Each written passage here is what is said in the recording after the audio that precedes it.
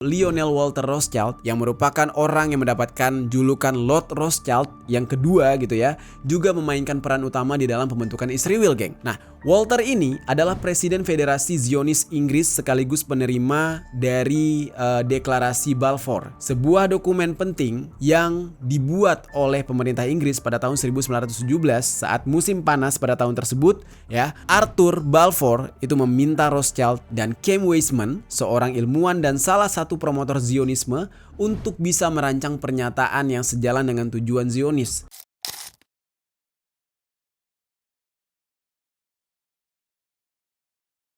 Geng, siapa di antara kalian yang belum pernah mendengar keluarga yang bisa dikatakan sebagai penguasa dunia saat ini? Atau bahkan dari dulu? Karena sistem yang sedang kita jalani, ya, sistem kehidupan kita di muka bumi ini, itu terbentuk karena andil dari keluarga ini, yaitu keluarga Rothschild. When a banking dynasty meets tides of world history, intrigue, and a dash of myth.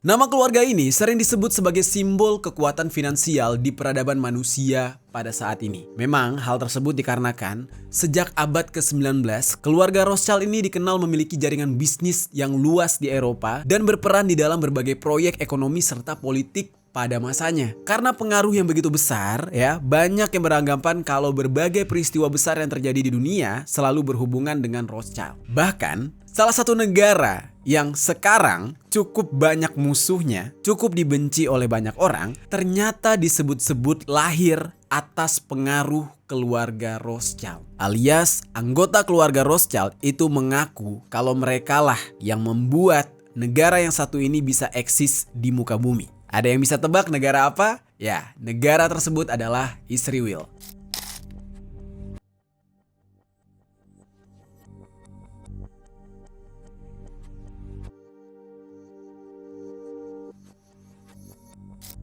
Anggota keluarga Rothschild secara terang-terangan mengatakan kalau keluarga mereka adalah pencipta Israel. Kalian bisa lihat dari foto ini. Dan dari fakta tersebut banyak orang yang baru tersadar kenapa Israel sampai sekarang masih ada dan malah didukung keberadaannya. Padahal jelas-jelas wilayah dari Israel itu adalah hasil mencaplok tanah Palestina. Dan mereka dianggap melakukan kejahatan kemanusiaan terhadap penduduk Palestina dan sudah diperingatkan berulang kali agar tidak lagi menyerang Palestina. Tapi tetap aja hal itu terus berulang terjadi dan mereka lakukan. Nah, ternyata di balik semua alasannya terbongkarlah saat ini ya, diketahui saat ini bahwa negara Israel tercipta atas campur tangan keluarga Rothschild. Percaya atau enggak, tapi hal ini memang sudah dibicarakan sejak lama loh, geng. Di sini gue tekankan kepada kalian, gue disclaimer dulu bahwa pernyataan tersebut bukan gue karang-karang, bukan sebuah penggiringan opini atau hal yang dicocok logikan. Karena di sini nanti gue bakal bercerita ke kalian sembari membeberkan semua bukti-buktinya, ya, semua dokumentasinya supaya kalian bisa menilai sendiri apakah pernyataan tersebut benar atau tidak. Tapi perlu kalian ketahui ya, geng, para elit global itu tidak ada yang berani menentang keluarga Rothschild. Mau itu Donald Trump sekalipun. Trump gak ada apa-apanya, geng, dengan Rothschild. Para elit global akan melakukan cara apapun agar bisa mempertahankan Israel karena mereka takut terhadap keluarga Rothschild. Di video kali ini kita bakal membahas mengenai fakta selengkapnya. Langsung aja kita bahas. Halo geng, welcome back to Kamar Jerry.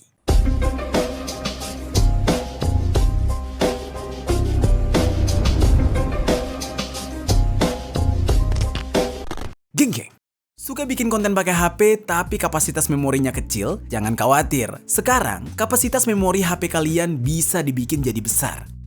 Ini namanya Portable SSD dari SSK. Kapasitas yang gue beli ini adalah 4 TB. Sebelumnya gue juga udah beli yang kapasitasnya 500 GB. Sekarang gue upgrade ke 4 TB supaya data yang ditampung jauh lebih banyak. Dan gokilnya, ini kecepatannya sampai 40 Gbps, geng. Proses pemindahan datanya juga simple banget. Cukup pakai kabel, colokin ke HP kalian dan langsung pindahin. Prosesnya jauh lebih cepat daripada kalian mindahin pakai AirDrops. Ngapain beli HP dengan kapasitas memori yang besar tapi harga mahal? Mendingan beli portable SSD dari SSK. Harganya jauh lebih terjangkau dan kapasitasnya jauh lebih besar. Untuk link pembelian kalian bisa langsung cek di bawah. Oke, untuk pembahasan yang pertama, kita bakal menelusuri pengaruh keluarga Rothschild di dunia. Supaya kalian paham kenapa bisa keluarga ini diisukan sebagai pencipta negara Israel. Mungkin sebagian besar dari kalian udah tahu ya geng, seberapa berpengaruhnya keluarga Rothschild ini. Dulu gua pernah membahas soal keluarga ini di video yang lama. Kalian bisa tonton di video yang satu ini. Tapi kayaknya untuk bisa membahas lebih jauh soal keterlibatan keluarga Rothschild di dalam membangun negara Israel, nggak lengkap rasanya kalau tidak membahas soal betapa berpengaruhnya keluarga ini. Keluarga Rothschild ini memang merupakan keluarga Yahudi yang berpusat di Frankfurt, Jerman. Dan selama lebih dari 200 tahun, nama Rothschild selalu dihubungkan dengan kekayaan dan kemakmuran. Nah, di saat ini, nggak ada satupun anggota keluarga Rothschild yang menduduki peringkat di daftar miliarder versi Forbes. Jadi kayak banyak orang kaya di dunia ini rata-rata kan masuk di Forbes ya. Mereka ini saking kayanya dan kekayaan mereka itu udah kayak bayangan, mereka sampai nggak dimasukkan ke Forbes. Karena emang udah lebih kaya daripada orang-orang kaya. Kalau kalian beranggapan Elon Musk paling kaya di muka bumi ini, ya dibandingkan dengan keluarga Rothschild, Elon Musk nggak ada apa-apanya. Dan jejak digital dari keluarga Rothschild ini di dunia perpolitikan dan ekonomi nggak bisa diragukan lagi. Pendiri dari keluarga Rothschild, yaitu yang bernama Mayer Amschel Rothschild, berasal dari keluarga pedagang yang keluarganya itu sederhana awalnya. Sebagian dari anggota keluarganya menjadi rabi, pemimpin spiritual agama Yahudi. Sebagai anak sulung laki-laki dari keluarga yang namanya Mayer tadi, orang tuanya mengira bahwa dia bakal mendedikasikan hidupnya untuk teologi, alias bakal menjadi rabi juga ketika dewasa, bakal menjadi pemimpin agama Yahudi gitu. Tapi sayangnya, kedua orang tua Mayer ini keburu meninggal duluan ketika Mayer ini berusia 11 tahun, sehingga Mayer ini harus mandiri sejak kecil. Dengan kondisi yang memaksa untuk dia harus bekerja, akhirnya Mayer ini memutuskan untuk mengawali karirnya dia dengan mengambil posisi pekerja magang di sebuah bank yang berlokasi di Hanover di saat dia udah cukup umur. Dia bekerja di sana selama beberapa tahun untuk mendapatkan ilmu dan juga menabung. Dan setelah merasa cukup, dia kembali ke Frankfurt pada tahun 1770 dan Mayer ini kemudian menikah dan memulai usahanya sendiri. Awalnya, dia itu cuma berdagang koin kuno, benda-benda antik dan karya seni. Tapi ketika dia merasa sudah memiliki cukup ilmu, Mayer ini akhirnya berbisnis di bidang finansial, yang mana itu adalah hal yang menjadi fokus utamanya dia. Jadi dia tuh benar-benar fokus di dunia finansial itu aja. Di dalam beberapa tahun kemudian, Mayer ini menjadi bankir dan administrator Landgraviate semacam kadipaten Hesse-Kassel di bawah Wilhelm I yang kemudian menjadi Wilhelm IX atau Wilhelm IX. Dari jabatan itu, Mayer ini menjadi tahu bagaimana caranya meningkatkan kekayaan Wilhelm I dan kekayaan dia sendiri. Mereka berdua ini saling diuntungkan karena perang Napoleon yang terjadi pada masa itu. Wilhelm I di saat itu menjual jasa para tentaranya ke Inggris dan juga Prusia. Nah, jadi kayak tentara bayaran gitu. Kalau pihak Inggris mau kekuatan perang, anggota perang, nah dia menyediakan tentara-tentaranya. Sementara si Mayer itu meminjamkan dana kepada pemerintah-pemerintah untuk membiayai perang. Nah, karena kan dia seorang bankir, dia tahu tuh cara memainkan keuangan. Dari sinilah kontribusi awal keluarga Rothschild melalui Mayer terjadi di dalam dunia perpolitikan dan ekonomi dunia. Nah, jadi dia bekerja dulu di perbankan, setelah dia pinter, dia mencoba mengolah perusahaannya sendiri, menjadi seorang bankir, punya duit, punya modal, dia pinjamkan modalnya untuk pemerintah demi membiayai perang. Akhirnya dia mendapatkan apa? Pengaruh. Ada sebuah karya yang diterbitkan pada tahun 1887 dengan judul The Rothschilds, Penguasa Keuangan Bangsa-Bangsa karya John Rivers, yang tertuliskan mengenai bagaimana selama perang semenanjung di Spanyol dan juga Portugal itu mulai dari tahun 1808 sampai dengan 1814 membuat Duke of Wellington mengalami kesulitan di dalam menjamin kelancaran arus kas keuangan karena nggak ada bankir yang mau mengemban tanggung jawab untuk transfer dana. Dan keluarga Rothschild itu menawarkan diri untuk melakukan hal tersebut dengan komisi yang cukup menggiurkan. Jadi ceritanya selama 8 tahun ya, mereka ini menjalankan bisnis yang sangat menguntungkan, yaitu mengelola dana, meminjamkan dana dengan timbal balik uang yang cukup menguntungkan. Dan biasanya setiap dia meminjamkan dana itu akan dia hitungkan sebagai hutang gitu. Dan bunganya cukup tinggi. Nah, selain mendapatkan keuntungan dari bunga tersebut, keluarga Rothschild ya juga mendapatkan kehormatan. Dari pengalaman inilah, pemerintah Inggris meminta Rothschild untuk mengelola pengiriman dana ke berbagai pangeran sekutu di benua Eropa. Kan dulu Inggris Raya itu kan dia memimpin banyak negara di bawahnya. Nah, kerajaan Inggris ini meminta keluarga Rothschild yang mengelola pembayaran upeti-upeti, upah-upah untuk kerajaan-kerajaan kecil di setiap wilayah yang masih di bawah pengaruh Inggris Raya. Nah, keluarga Rothschild melalui Mayer Amschel tadi inilah yang mengerjakan itu semua. Dan singkat cerita, di saat Mayer Amschel Rothschild meninggal dunia, keluarganya sudah mendirikan sebuah perusahaan yang bernama Mayer Amschel Rothschild & Sons yang kekayaannya sudah dibagi rata di antara kelima putranya Mayer tadi. Para anak laki-laki tersebut mendapatkan warisan dari Mayer Amschel untuk tidak menyia-nyiakan kekayaan itu dan untuk tetap bersatu, nggak peduli apapun nasib yang menghantam salah satu dari mereka. Jadi mereka itu harus saling menopang gitu, geng. Nah, pada akhirnya anak-anak dari Mayer Amschel Rothschild ini mendirikan cabang perusahaan mereka di berbagai kota, seperti London yang dimiliki oleh Nathan Rothschild, terus di Paris yang dimiliki oleh Jacob Rothschild, terus di Wina yang dimiliki oleh Solomon Rothschild, dan Naples yang dimiliki oleh Karl Rothschild. Keluarga Rothschild tetap bersatu dan selama hampir 1 abad mereka tuh bener-bener kayak saling menopang satu sama lain. Keluarga Rothschild memiliki banyak kuasa melalui bank mereka, bank terbesar di dunia. Tapi bank milik keluarga Rothschild ini bukanlah bank tradisional seperti bank tempat orang menyimpan tabungan dan mengambil pinjaman. Tapi bank milik mereka ini adalah bank investasi yang berfokus pada pinjaman pemerintah dan transaksi obligasi. Jadi ibaratnya tuh mereka nggak nampung rakyat kecil atau masyarakat yang pengen nabung, enggak. Tapi justru mereka memberikan pinjaman kepada negara. Gila nggak tuh? Dan di tahun 1820-an, keluarga Rothschild mendominasi keuangan Eropa. Mereka berperan penting di dalam mengembangkan apa yang nantinya menjadi pasar obligasi internasional. Keluarga Rothschild itu adalah penasehat dan pemberi pinjaman kepada bangsawan Eropa, Vatikan, Perdana Menteri, dan Raja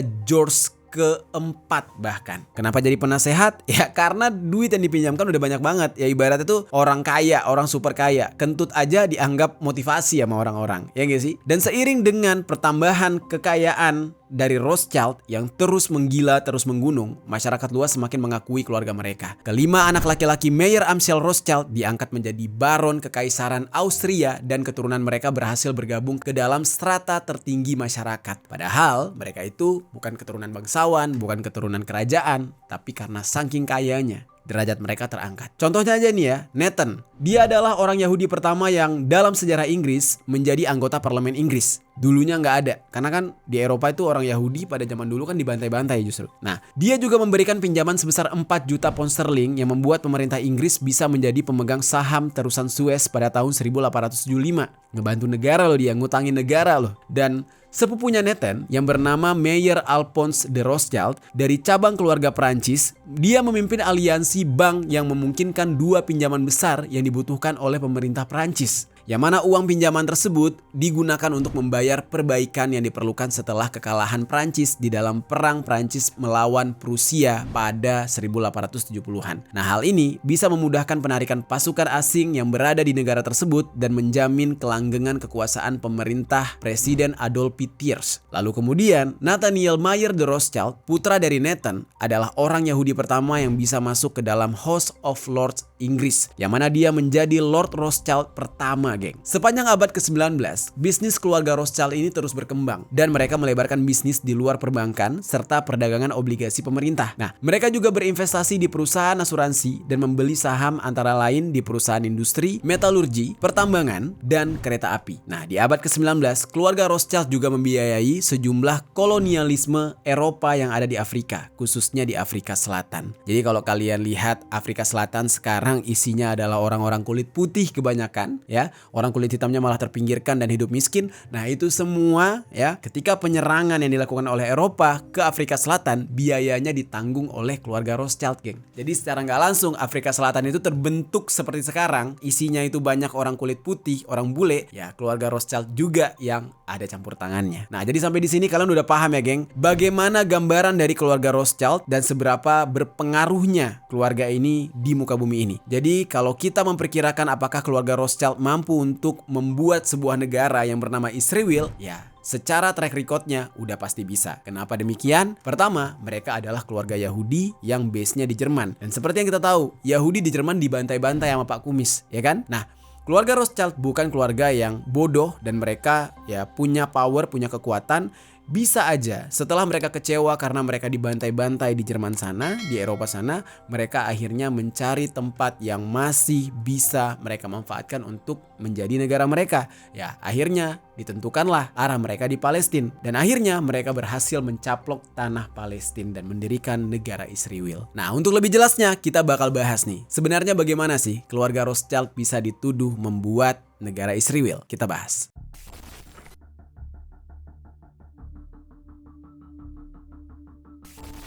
Oke, kita masuk ke inti pembahasannya. Jadi mengenai apakah keluarga Rothschild benar membangun atau membuat negara Israel seperti pengakuannya. Nah, kita juga harus melihat pengaruh mereka di komunitas Yahudi itu sendiri nih, geng. Jadi, secara tradisi, kepala keluarga Rothschild yang ada di Inggris Raya dianggap sebagai perwakilan komunitas Yahudi di negara tersebut. Dan memang pada faktanya, keluarga Rothschild ini yang memiliki peran penting dalam pembentukan negara Israel, geng. Hal ini bisa diketahui dan berbukti dari anggota keluarga Rothschild yang bernama Edmond James de Rothschild, cucu dari Meyer Amschel dan putra bungsu dari James de Rothschild. Nah, dia ini menjadi salah satu promotor utama Zionisme, geng, yang mana itu adalah ide untuk mendirikan negara bagi orang-orang Yahudi dengan ideologi Zionisme. Nah, jadi Yahudi itu banyak, geng, tersebar di mana-mana dan gak semuanya Zionisme. Nah, yang dibenci oleh manusia saat ini, ya, oleh semua negara saat ini adalah Yahudi Zionisme, yang mana pemahaman mereka itu mereka tega melakukan genosida, gitu, geng. Terus kembali kepada Edmond tadi. Nah, Zionisme tumbuh di dalam diri Edmond, ya, dikarenakan adanya antisemitisme dan ancaman yang dihadapi oleh orang Yahudi di Eropa pada akhir abad ke-19, yaitu tadi karena dibantai-bantai sama anggotanya Pak Kumis. Nah, Edmond ini menyalurkan sumber daya yang besar untuk bisa membeli tanah di Palestina, yang pada saat itu Palestina berada di bawah kekuasaan Kekaisaran Ottoman. Jadi awalnya mereka datang ke sana tuh mereka beli dulu tuh tanah. Nah, Edmond ini membiayai pendirian koloni-koloni Yahudi seperti Rishon LeZion, Zikron Yaakov, dan juga Rosh Pina, serta pengembangan pertanian dan industri di tanah Palestina tersebut. Nah, dia juga mendanai sekolah-sekolah Yahudi yang ada di sana dan membangun kilang anggur yang masih memproduksi anggur sampai saat sekarang ini. Gila gak? Dari tahun berapa tuh? Udah ratusan tahun, kilang anggurnya masih ada sekarang di Israel. Nah, pada akhirnya ya, Edmond ini meninggal dunia pada tahun 1934. Warisan dari Edmond di Israel ya, berupa tanah seluas sekitar 500 km persegi dan membuat hampir 30 pemukiman di sana. Karena kontribusi Edmond ini di dalam membangun peradaban awal orang-orang Yahudi yang pindah ke Palestina, makanya Edmond ini dijuluki sebagai Hanadif Hayadua, yang berarti sang dermawan terkemuka. Ya, karena akibat kebijakan dia kan, orang-orang Yahudi bisa mendapatkan tanah di Palestina dan membentuk negara Israel. Terus, geng, mengenai Edmond yang sudah meninggal dunia. Meskipun awalnya jasad Edmond itu dimakamkan di Paris, nah lalu kemudian jasad Edmond dan juga istrinya yang bernama Adelheid akhirnya dibawa ke Israel pada tahun 1954 dengan menggunakan kapal perang frigate. Jadi dipindahkan ke Israel makamnya. Mereka mendapatkan pemakaman kenegaraan yang dipimpin oleh Perdana Menteri David Ben-Gurion. Nah, keluarga Rothschild lainnya yaitu Lionel Walter Rothschild yang merupakan orang yang mendapatkan julukan Lord Rothschild yang kedua gitu ya, juga memainkan peran utama di dalam pembentukan Israel, geng. Nah, Walter ini adalah Presiden Federasi Zionis Inggris sekaligus penerima dari Deklarasi Balfour, sebuah dokumen penting yang dibuat oleh pemerintah Inggris pada tahun 1917 saat musim panas pada tahun tersebut ya. Arthur Balfour itu meminta Rothschild dan Chaim Weizmann, seorang ilmuwan dan salah satu promotor Zionisme, untuk bisa merancang pernyataan yang sejalan dengan tujuan Zionis. Nah, teks asli yang dikirimkan ke Rothschild ke Balfour itu adalah merayakan pernyataan bahwa Palestina harus dibentuk kembali sebagai rumah nasional bagi orang-orang Yahudi. Deklarasi Balfour inilah yang menjadi awal mula pendudukan Israel di Palestina. Di dalam surat itu, Balfour itu menulis, sebab dipahami bahwa tidak ada yang dapat menghakimi hak sipil dan agama dari komunitas non-Yahudi yang ada di Palestina, atau hak dan status politik yang dimiliki oleh orang Yahudi di negara lainnya. Nah, di penutup surat, barulah Balfour meminta Walter Rothschild untuk menyampaikan kabar keputusan itu kepada Federasi Zionis Britania Raya dan Irlandia juga yang sekaligus menyampaikan deklarasi pendirian negara Yahudi. Nah, jadi mereka udah minta didirikan satu negara yang isinya memang Yahudi semua, yaitulah Israel tadi. Nah, surat itulah yang pada nantinya dikenal sebagai Deklarasi Balfour, dan yang ironisnya geng, surat tersebut ditulis tanpa mendengarkan pendapat dari satu pun orang Palestina. Jadi semacam surat dan keputusan itu diambil sepihak. Nah, dibutuhkan sebanyak 5 draft sebelum akhirnya Deklarasi Balfour selesai. Kemudian ya, ada juga Dorothy de Rothschild ya, yang mana sejak usianya masih sangat muda, dia ini berperan membantu menghubungkan Chaim Weizmann kepada kalangan elit Inggris. Dan Chaim Weizmann sendiri ya, yang nantinya menjadi presiden pertama dari Israel, geng. Tuh, kayak gitu, geng. Lalu, geng, bersama dengan suaminya Dorothy yang bernama James Armand de Rothschild, mereka menyumbangkan 1,25 juta pound sterling untuk membangun Knesset, gedung parlemen Israel. Nah, setelah kematian James, Dorothy membiayai pembangunan Mahkamah Agung di Israel akhirnya. Lalu, geng, anggota Rothschild yang bisa dikatakan paling vokal atau paling sering muncul di dalam mengelola warisan keluarga Rothschild yang ada di Israel itu adalah Jacob Rothschild. Dia ini mendirikan yayasan amal milik keluarga Rothschild yang berbasis di Israel yang bernama Yad Hanadiv dan menjabat sebagai ketua yayasan tersebut. Yayasan ini menyediakan dana untuk pembangunan Knesset, Mahkamah Agung, dan Gedung Perpustakaan Nasional. Meskipun sumbangan keluarga Rothschild sangat berpengaruh pada perkembangan Israel karena berhasil mengubah peradaban orang-orang Yahudi yang ada di sana, nah tapi Jacob serta anggota keluarga lainnya nggak pernah mempublikasikan kegiatan mereka dari Yad Hanadiv. Dalam sebuah wawancara pada tahun 2017 bertepatan dengan peringatan 100 hari deklarasi Balfour, Jacob itu menyebutkan deklarasi tersebut sebagai sesuatu yang luar biasa atau hampir seperti keajaiban. Nah, di dalam wawancara itu juga membahas hal-hal yang sebelumnya tidak banyak diketahui oleh publik, seperti peran penting Dorothy di dalam deklarasi Balfour. Dan Jacob juga mengatakan kalau Chaim Weizmann yang awalnya cuma ilmuwan yang sederhana ternyata bisa menarik perhatian dan simpati bagi tokoh-tokoh penting di Inggris, termasuk dengan keluarga Rothschild. Nah, cara berbicara dan pendekatannya yang sangat meyakinkan membuat beberapa pemimpin Inggris seperti Lord Balfour dan juga Perdana Menteri Lloyd George itu akhirnya mendukung ide pembentukan rumah bagi orang Yahudi di Palestina. Tuh. Awalnya kayak gitu tuh, geng. Sebelum jadi negara tuh awalnya tuh izin atau ide mendirikan rumah dulu aja di Palestina. Jadi kayak semacam mereka itu datang ke sana memohon-mohon untuk bisa menjadi warga atau tinggal di sana, tapi malah ya endingnya dicaplok lah tanah orang. Terus, geng, Jacob Rothschild juga menjelaskan meskipun Walter Rothschild merupakan pendukung Zionisme, bahkan berkontribusi di dalam pembentukan negara Israel melalui deklarasi Balfour, sebenarnya nggak semua anggota dari keluarga mereka itu setuju atau yakin dengan ide untuk mendirikan negara bagi orang Yahudi, yaitu Israel. Nah, apalagi dengan cara mengambil wilayah dari negara lain. Nah, tapi Jacob sendiri tetap kokoh terhadap pendiriannya. Hal ini disebabkan karena dia merasa hubungan yang erat dengan Israel itu besar banget di dalam hatinya dia. Nah, dia selalu berkunjung ke sana setiap tahun ya, sejak tahun 1960-an. Nah, makanya nggak heran kalau Jacob Rothschild ini pernah bilang di dalam sebuah acara bahwa keluarganya lah yang menciptakan Israel. It's an interesting question because it was primarily a movement from Eastern Europe. Nah, itu dia langsung yang mengucapkan, keluarganya langsung yang mengucapkan, jadi bukan hoax gitu, geng. Karena keluarga Rothschild itu memang banyak uang dan usaha dari keluarga Rothschild yang mereka dirikan itu sebagian besarnya tujuannya adalah untuk membuat negara Israel seperti sekarang jadi maju.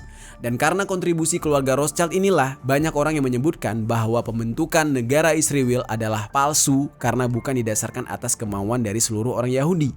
Bahkan sampai sekarang aja ada orang Yahudi yang menolak dan tidak mau mengakui Israel sebagai sebuah negara. Dan kenapa Israel bisa dengan mudahnya mencaplok wilayah yang ada di Palestina? Ya karena selama ini biaya mereka no limit dari Edmond Rothschild. Apalagi keluarga Rothschild sudah sejak dulu, geng, membiayai perang-perang antar negara. Sampai sekarang ya berkat dana atau uang yang diberikan oleh keluarga Rothschild. Kebayang ya, 1% manusia di muka bumi bisa membiayai sebuah negara yang sedang berperang. Nah terus, geng, Errol Weiss yang pernah menjabat sebagai CEO dari Yad Hanadiv itu bilang kalau Jacob Rothschild tetap menjaga tradisi keluarganya untuk tidak mencari pengakuan atau pujian selama dia menjabat sebagai ketua. Dia juga menjelaskan bahwa nama Jacob Jacob bahkan tidak dicantumkan di dalam lembaga-lembaga yang didukung oleh yayasan keluarga Rothschild. Nah, Jacob juga pernah bilang kalau dalam tradisi dan nilai kehidupan Yahudi, memberikan kembali sesuatu kepada masyarakat melalui amal, donasi, atau kegiatan sosial adalah hal yang sangat penting buat mereka. Dan dia juga bilang bahwa dia sangat menyadari dan menghargai identitas serta akar budaya Yahudinya dia. Errol Weiss itu pernah bilang kepada media milik Israel ketika Jacob menjadi ketua, Yad HaNadiv masih menjadi yayasan yang kecil